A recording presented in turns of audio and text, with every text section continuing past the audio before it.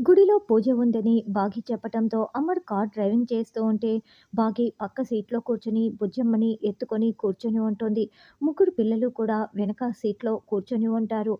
అలా అమర్ వాళ్ళు ఒక కారులో వెళ్తూ ఉంటే మనోహరి, చెంబ వెనక ఇంకొక కారులో వస్తూ ఉంటారు. చెంబ, ప్రచండ ఎక్కడా కనిపించట్లేదే, రావాలి కదా అని మనోహరి అంటుంది. చెంబ శరీరంలో నుండి ప్రచండ ఆల్రెడీ బయటికి వచ్చేసి ఉంటాడు.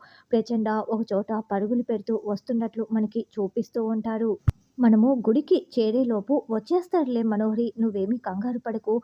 మనం అనుకున్న ప్లాన్ అనుకున్న దాని ప్రకారం జరిగిపోతుంది అని చెంబా చెప్తుంది. ఏంటో నిన్న రాత్రి కూడా ప్లాన్ ఫ్లాప్ అయిపోయింది. ఈసారైనా ఆ పిల్లని ఈ ప్రచండ చంపుతాడో లేదో. నిన్న రాత్రిలాగే మళ్ళీ ఏదైనా జరగకూడదు. అది అస్సలు తప్పించుకోకూడదు. ప్రచండ ఈరోజు ఖచ్చితంగా దాని ప్రాణాలు తీయాల్సిందే అని మనోహరి ప్రచండ కోసం ఎదురు చూస్తూ కారులో వెళ్తూ ఉంటుంది. బాగి బుజ్జమ్మ తల నిమురుతూ బుజ్జమ్మని చూసుకొని మురిసిపోతూ చాలా సంతోషంగా గుడికి వెళ్తూ ఉంటుంది. అయితే ప్రచండ గద్ద రూపంలో మారిపోతాడు.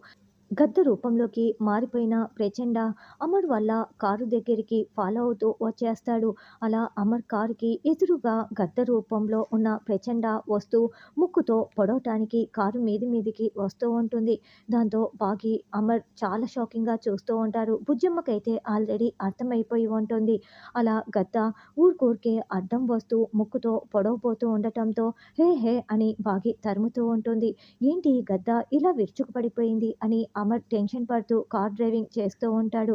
ఇదంతా వెనక కారులో వస్తున్న మనోహరి, చెంబా చూస్తూ అదుగో ప్రచండ గద్ద రూపంలో వచ్చాడని అనుకుంటూ చూస్తూ ఉంటారు. ఈ గద్ద నుండి బాగి, అమర్ ఎలా తప్పించుకుని గుడికి వెళ్తారు, ప్రచండ ఏమైపోతాడన్నది రానున్న ఎపిసోడ్లో తెలుసుకుందాం.